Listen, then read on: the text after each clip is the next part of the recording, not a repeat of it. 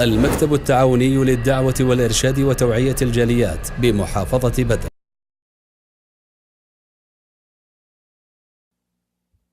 الحمد لله والصلاة والسلام على رسول الله وعلى آله وصحبه ومن والاه وبعد।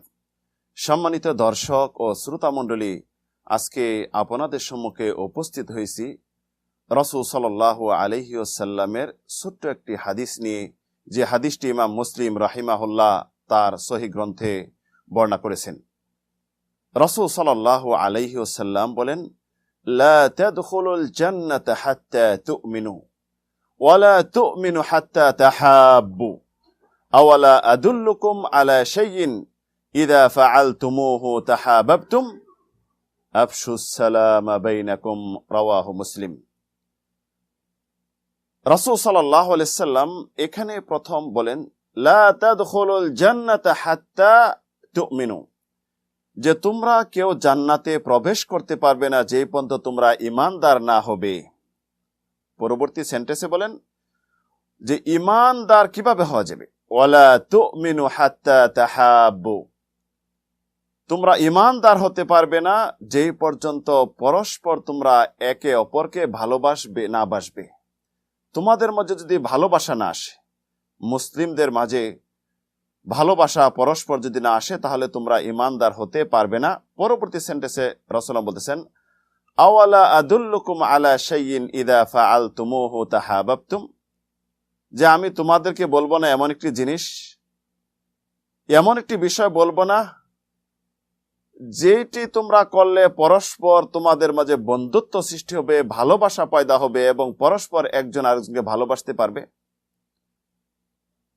রাসূল সাল্লাল্লাহু আলাইহি সাল্লাম পরবর্তী উত্তরে বলতেছেন, এই পদ্ধতিটা শিখিয়ে দিচ্ছেন ভালোবাসা বন্ধনে আবদ্ধ হওয়ার একটি মাত্র পদ্ধতি দিচ্ছেন, যে আফশুস সালামা বাইনাকুম, তোমরা পরস্পর একজন আরেকজনকে সালাম বিনিময় করো।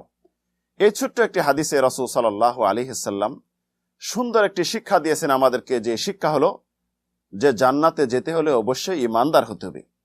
ঈমানদার হতে হলে অবশ্যই একজন মুসলিম আরেকজন মুসলিম ভাইকে ভালোবাসতে হবে, পরস্পর ভালোবাসার বন্ধনে আবদ্ধ হতে হবে।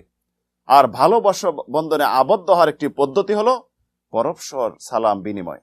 আজকে আমরা যদি দেখি, অমুসলিম খ্রিস্টান অন্য ধর্মাবলম্বী বিভিন্নভাবে তাদের ভাষায় একজন আরেকজনকে অভিবাদন জানাচ্ছে, পরস্পর সাক্ষাতের শুরুতেই একটি বাক্য বলতেছে। ইসলাম যে একটি সুন্দর সুমহান ধর্ম, সেই ধর্মে মুসলিমদেরকে শিক্ষা দিয়েছে একজন মুসলিম আরেকজন মুসলিমের সাথে সাক্ষাৎ হলে প্রথম কি বলবে। রাসূল সাল্লাল্লাহু আলাইহি সাল্লামের শিক্ষা, একজন মুসলিম আরেকজন মুসলিমের সাথে সাক্ষাৎ হলে অবশ্যই একজন মুসলিম আরেকজন মুসলিমকে দোয়া করবে। দোয়া শিক্ষা দিয়েছেন, এটি হলো সালাম, শান্তির বাণী, আসসালামু আলাইকুম ওয়া রাহমাতুল্লাহি ওয়া বারাকাতুহু। এটা আল্লাহ রাব্বুল আলামিনের শিক্ষা। এই দুনিয়াবাসীর এই সালাম এবং জান্নাতবাসীরও এই সালাম, জান্নাতে পরস্পর তারা সালাম বিনিময় করবে। একজন মুসলিম আরেকজনের মুসলিমের মধ্যে এটা তাহিয়া, অভিনন্দন, অভিবাদন। তাই রাসূল সাল্লাল্লাহু আলাইহি ওয়াসাল্লাম কে জিজ্ঞাসা করা হলো, আইয়ুল ইসলাম খায়রুন ইয়া রাসূলুল্লাহ, ইসলামের তো অনেক দিক রয়েছে, ইসলামের কোন দিকটি সবচেয়ে মহান উত্তম? রাসূল সাল্লাল্লাহু আলাইহি সাল্লাম বললেন, তুতিইমুত তুআম, মানুষকে খাদ্য দেওয়া হলো ইসলামের উত্তম স্বভাব। আর ওয়া তাকরাউস সালাম আলা মান আরাফতা ওয়া মান লাম তারিফ, এবং একজনকে সালাম দেওয়া আপনি চিনেন বা না চিনেন। বর্তমান সালাম হয়ে গেছে যারা পরিচিত মুখ, যারা এই সমাজে বিত্তশালী, যারা নেতৃত্বস্থালী এবং যারা অর্থশালী, তাদেরকে সালাম দেই, আমরা অপরিচিতদেরকে সালাম দেই না। সালামটা এমন একটি ট্র্যাডিশন হয়ে গেছে যেন সালামটি শুধু পরিচিত যারা তাদেরকে দিবে। অথচ রাসূল সাল্লাল্লাহু আলাইহি সাল্লাম আম করে দিয়েছেন যে ইসলামের সৌন্দর্যমণ্ডিত দিকের মাঝে একটি দিক হলো যাকে চিনেন যাকে না চিনেন সকলকে সালাম বিনিময় করা, তাদেরকে সালাম দেওয়া। যে সালাম সর্বপ্রথম দিবে সেই হলো সবচেয়ে উত্তম ব্যক্তি। রাসূল সাল্লাল্লাহু আলাইহি সাল্লাম বলেন, খায়রুহুম আল্লাযী ইয়াবদাউ বিসসালাম, যে দুইজনের মাঝে সবচেয়ে উত্তম ব্যক্তি হলো ওই ব্যক্তি যে আগে সালাম বিনিময় করলো, আগে সালাম দিল। আর আমাদের ধারণা আমি সালাম দিয়ে ছোট হয়ে যাবো, এটা তো ঠিক নয়।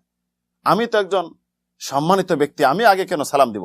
অথচ রাসূল সাল্লাল্লাহু আলাইহি ওয়াসাল্লাম ছোট বাচ্চা যখন সাক্ষাৎ হতো, ছোট বাচ্চাকে রাসূল সাল্লাল্লাহু আলাইহি ওয়াসাল্লাম প্রথমে তিনি সালাম দিয়ে তার সাথে মুসাফা করতেন। রাসূল সাল্লামের আদর্শই ছিল।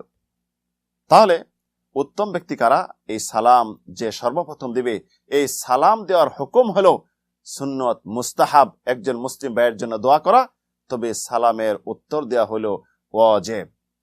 আমরা দেখা যায় যদি আজকে সালাম দিলাম, সকালে আবার সাক্ষাৎ হলে সালাম দেই না, তাহলে বেশি বেশি সালাম দেওয়া হলো উত্তম কাজ, ভালো কাজ, যার জন্য রাসূল সাল্লাল্লাহু আলাইহি ওয়াসাল্লাম বলেন, ইদা লাকিয়া আহাদুকুম আখাহু ফাল ইউসাল্লিম আলাই, যে তোমাদের যদি এক ভাই আরেক ভাইয়ের সাথে সাক্ষাৎ হয় তাকে সালাম দাও। ফা ইন হালাত বাইনাহুমা শাজারাতান আও জিদারান আও হাজার, যদি তাদের মাঝে পৃথক হয়ে যায় গাছ অথবা পাথর অথবা কোনো ওয়াল আড়াল হয়ে গেল, তখনই সালাম দিতে হবে। তথা সাক্ষাৎ সামনাসামনি ছিলেন, আপনি একটু ওয়ালের বাইরে চলে গেলেন, আবার সাক্ষাৎ হলে সালাম দিবেন। গাছের আড়ালে চলে গেলেন, আড়াল থেকে সে আবার সালাম দিবেন। আপনি আবার এই দেখা গেল একটি পাথর, উঁচু পাথরের আড়ালে চলে গেলেন, আবার সাক্ষাৎ হলো মুসলিম ভাইয়ের সাথে, আবার সালাম দেন। যার জন্য রাসূল সাল্লাল্লাহু আলাইহি ওয়াসাল্লাম বলেছেন যে যখনই সাক্ষাৎ হবে সেখানে তখনই সালাম দেওয়া, তথা যত বেশি সালাম বিনিময় করবেন এটি অত বেশি আপনার জন্য একজন মুসলিম ভাই আরেকজন মুসলিম ভাইয়ের জন্য দোয়া করা হবে এবং সেও আপনার জন্য দোয়া করবে। এইটি হলো ইসলামের নীতি, ইসলামের শিক্ষা।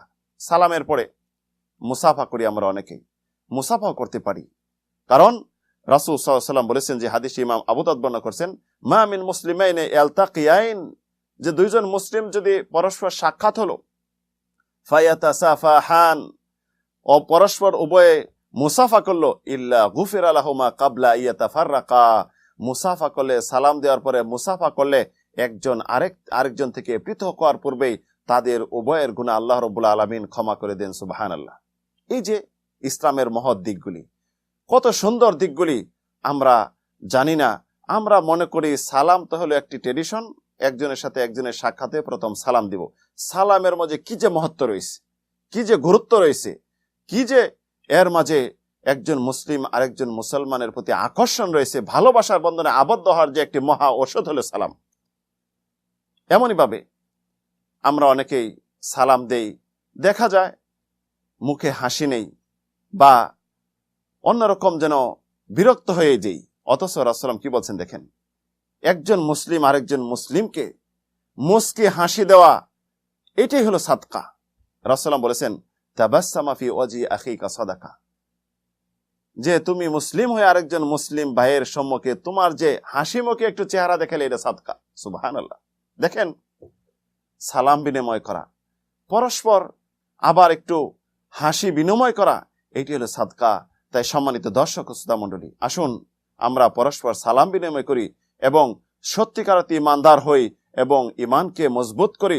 ঈমান মজবুত করার ফর্মুলা আমরা অবলম্বন করি এবং কিভাবে আমরা ফর্মুলা অবলম্বন করব, এটা হলো বেশি বেশি সালাম দেওয়া। আল্লাহ রাব্বুল আলামিন যে আজকে এই সংক্ষিপ্ত ছোট্ট একটি হাদিসের শিক্ষা গ্রহণ করলাম, সে অনুযায়ী আমল করার তৌফিক দান করুন। আমিন, আল্লাহুম্মা আমিন। ওয়া আখির দাওয়ানা আনিল হামদুলিল্লাহি রাব্বিল আলামিন।